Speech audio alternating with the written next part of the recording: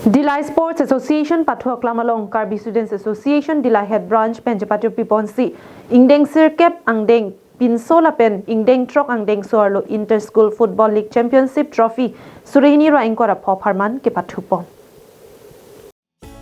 Lason si kedamtang pai kuni ni pai ke thomar ni pen pangching si matijong ni pai isiar ni Angdung kiti Pathupon lo Karbi Students Association Dillai Head Branch amai phu archok singnar pen kachipehem phu pon amai long Bokajan Education Board Chairman Sardili Be aluhi sarpo amana pengpen chetong dun Dillai Sports Association chunbang harlong bi ingleng Dillai Youth Club amai phu Hundor Be chunbang Brojen Hanse Karbi Students Association BRC Dunmai Phu Nobin Rongpi Dillai Karbi Students Association Head Branch Chunbang Devan Singh Be KLA Dillai Aropi Dunmai Phu Vidya Singh Ingleng KSA Klembang Phu Klembang Phi Lothan Bang Lapen Penangan Kit Hegiding Atum Chitong Dun Labangso Angdung Kiti ke Pathu Pinsomar Category along HDP English High School apen HDP High School Angbongsi Pathu Chepopon lo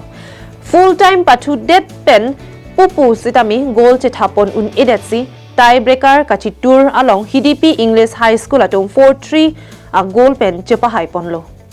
halapu arlo somar category along Dillai Government ME School apen Dillai High School Angbongsi Pathu Chepopon lo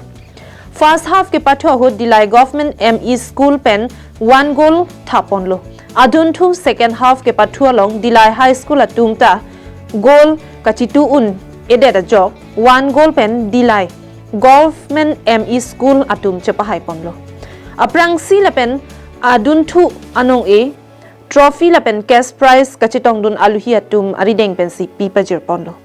lapen prek jam ke thek share anong e along pinso category along best goalkeeper long sarong player of the match kang hon terang highest scorer sarlong be player of the tournament Robinson be lapen discipline team St Thomas English School atuma phansi pipajir ponlo lapen arlo somar a category along player of the match Jirmili Kramsapi player of the tournament Lolita Ingtipi best goalkeeper Romi Ringtipi highest scorer Jirmili Kramsapi lapen discipline team Dillai Government ME School atum aphansi pipajir ponlo